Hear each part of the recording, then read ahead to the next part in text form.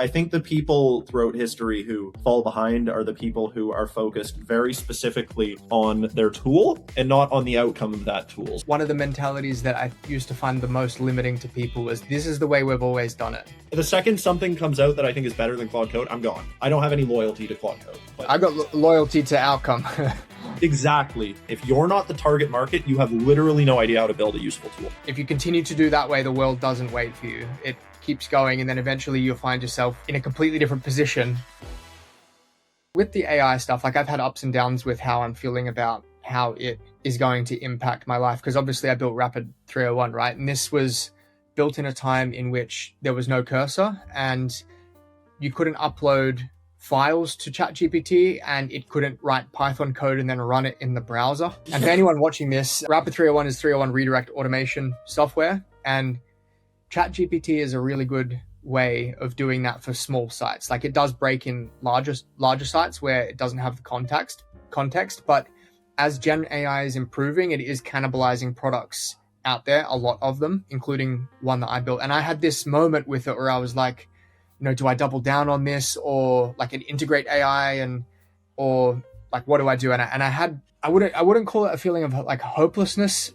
Generally, It was more like, is this product like a hopeless thing to continue? Is it something that is just going to be fully cannibalized in a certain amount of time? And then, well, what do I do with the hundreds of hours that I put into developing this? And what I did with that was take all of those skills and like appreciate that. And Rapid, it's still profitable, which is kind of cool. Yeah. But I do see that as one of the many things that will eventually just Gen AI will take over. But there's also this huge opportunity with the Gen AI that's getting so much more powerful with Opus, where you can find problems in areas of unloved or unsexy industries that, people haven't been thinking about for ages, that might have an older demographic that's not aware of what's possible. I often forget that we're in a bubble, like AI Twitter and Webflow Twitter, and that whole ecosystem there is like, it's very easy to feel that you're like 10 steps behind, but most people are just getting people like Grok to put people in bikinis. So, like, literally, they're not involved in this. Yeah. And the huge opportunity, I think, is in finding people, maybe they're clients that need a Webflow site, but they've got a business problem that can be solved with AI that they don't know can be solved with AI.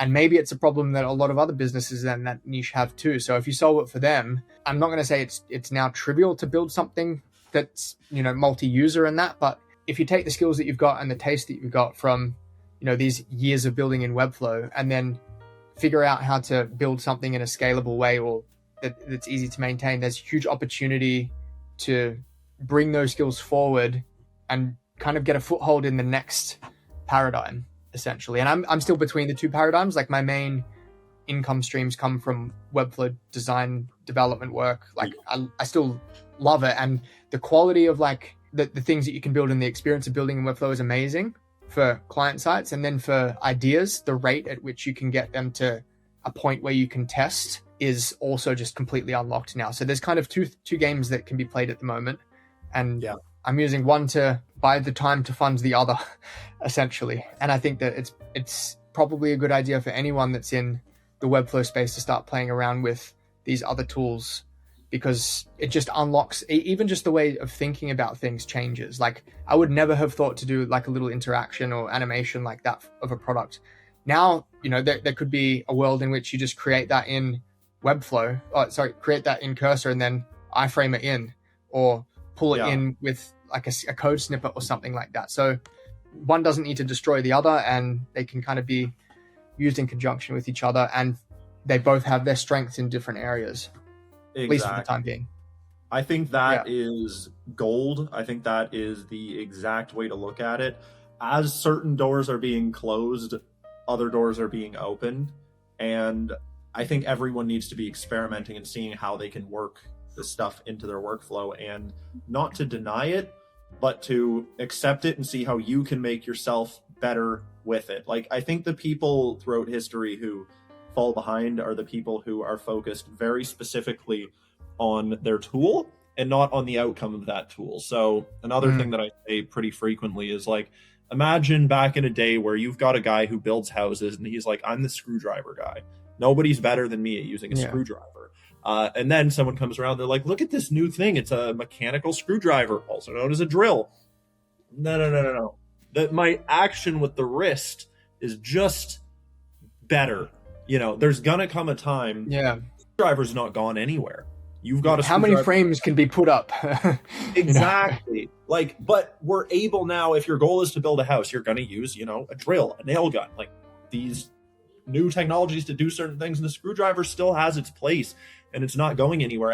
People ask me, they're like, oh, is Webflow done? Like, you think Webflow is like out in the next year? No, dude. People are using Drupal in 2026. People are going to be using Drupal in like 2035. Webflow's not going anywhere no matter what they do. And your skills are also not going anywhere. But now you can build new stuff that you were never able to build before. And the final thing that I want to mention about that is probably a lot of people are like I said, I'm not an ideas guy. I never know what to build. I make all these videos, like I built a to-do list app. I built this, like the typical like joke developer stuff, just showing people how to do it. But like, I'm sitting there, I'm like, what do I build? I have these superpowers. What do I build? And I have a quick recommendation for you and for anyone that I'm actually going to make a video about this specifically. I had Claude essentially interview me in order to not have Claude come up with an idea, but in order for Claude to pull an idea out of me. I was explaining, I'm like, okay, I want to try out, in this case, it was Supabase. I'm going to be trying out a lot of different things.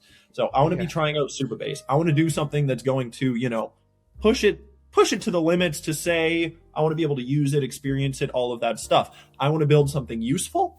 And I want to build something that I can use either in my work or my personal life. My recommendation to anyone is, if you yourself aren't the target market for a tool, don't build it. Don't think there's a gap in the market and so I'm going to capitalize on it. No, that's not going to happen. If you're not the target market, you have literally no idea how to build a useful tool. And so that's what I said to Claude. I said, help me come up with my own idea of something that I'm going to build that's going to be useful to me in my daily life. And it responds, it's like, what's something that you have to do that you don't like doing? Very obvious question, you know, like there's nothing crazy right now. It's like, don't think about it. First thing that comes to mind. I had on my list of to-dos today, it's like, check my emails. So I'm like, I don't know, checking my emails. It's like, why don't you like checking your emails? I'm like, because it's like 95% stuff that I don't care about, and 4% stuff that I care about, and 1% urgent stuff. So I need to check, but I don't want to check, and it often is a waste of time. It's like, all right, what do you check? I'm like, well, I check Slack every day. It's like, okay, so is there room for a product? So that's how that idea came to be. that brings your emails into Slack. And I'm like, yeah, dude, yes, that's amazing. Like, literally a 2-minute conversation, not saying, what should I build today? But just trying to have Claude like almost be like my therapist to coax this like thing that was already in me out. Was super cool. It was super cool, and I think this is a super useful tool once I get security certification, unfortunately. But dude, it's crazy. And so this has been awesome. What I'm going to wrap this up with saying is, I'm going to get you that Claude Code guest pass.